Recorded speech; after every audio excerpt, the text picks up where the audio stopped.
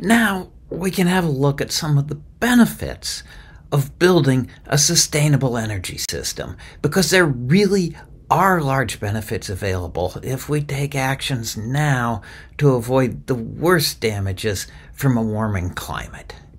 If we do this well, compared to business as usual, we get a larger economy, more jobs, we're healthier, our nations are more secure, the environment is cleaner, and we're more ethical.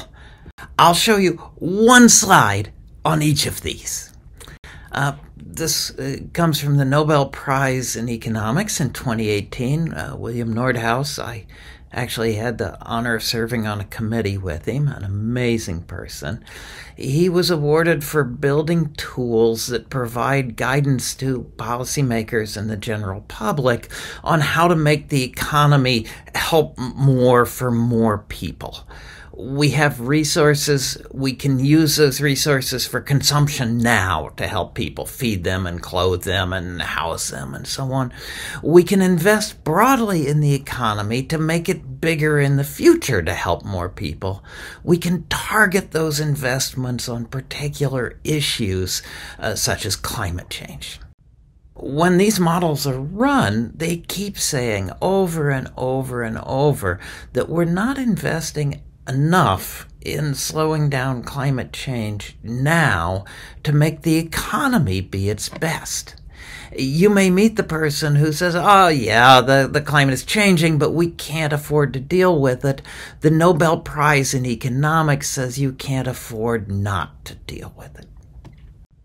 Now, a bigger economy is likely to give more jobs, and that's especially true if we shift away from fossil fuels. Now, I worked for an oil company one summer, great people. Many of our students have gone to work for oil companies. But it's fairly clear that any other good approach to making our energy system makes more jobs. And the reason is, at least in part, that the cheapest oil in the world, which may be from some other country, can probably be produced for about $5 a barrel, and that goes to jobs. But we may be paying $75 a barrel or some other large number because oil is scarce, and the money is going to those people or countries that control the scarce resource, not to the workers who make that scarce resource useful. The sun, the wind are just about everywhere, so if we switch to those, more of the money of the energy system goes to good jobs, not to controlling a scarce resource. Now, if we make it too hot to live in places, that is very unhealthy. There was a recent study that found that 20% of deaths globally are linked to breathing particles that come off of burning of fossil fuels. Making more forest fires is not going to be good. Flooding people's houses and then spreading diseases is not good. So all of these medical groups in the U.S. got together and they said, if we want to be healthy, we need to go on the inevitable transition to clean, renewable energy. Here's a picture of Rear Admiral David Tetley from our Earth the Operator's Manual PBS miniseries. Admiral Tetley is a Penn State grad. He came back and taught at Penn State for a while, and truly amazing, brilliant, wonderful person. And after his retirement, he served on the CNA Military Advisory Board with a large number of other military leaders.